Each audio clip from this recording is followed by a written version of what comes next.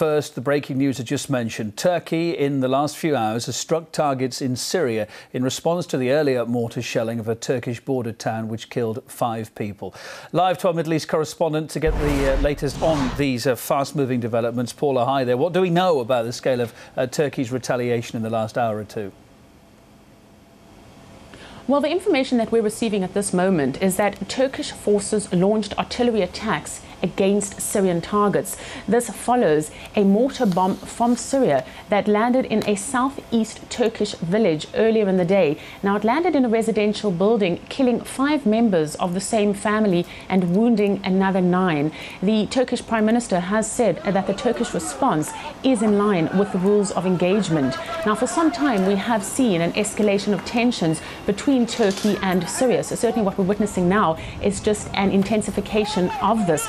At the same time, what we are hearing from Turkish leadership that they will not allow what is a perceived attack on their territory to go unanswered.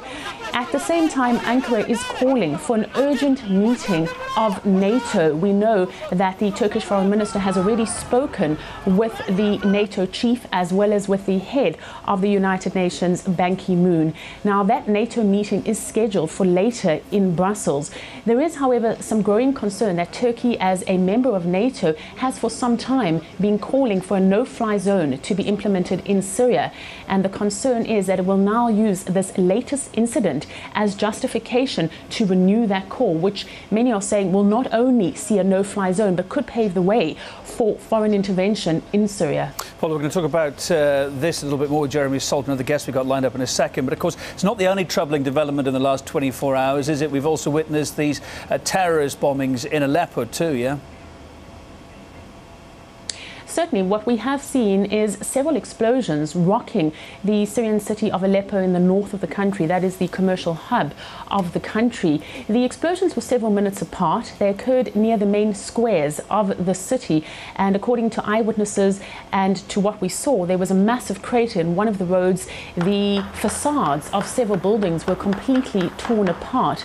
Now, it is unusual to have car suicide bombings happening in Aleppo, and by all accounts, the explosions were caused by car bombs.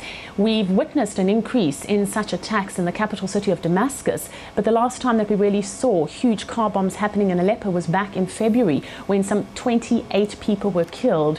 Now, it does have all the fingerprints of rebel groups that have claimed responsibility for the recent surge of car bomb attacks in the capital city of Damascus. What we are seeing parallel to this is a call by the Free Syrian Army just last week, where they said that they would increase all their efforts to free Aleppo of Syrian regime control. And to this account, there have been reports that Qatar has sent nearly $200 million to the Free Syrian Army to help them achieve their goals. So a lot of concern all round that the fighting in Syria is merely intensifying. Absolutely. Paula, thanks for bringing us up to date there. Paula Steer, our Middle East correspondent, live from Tel Aviv.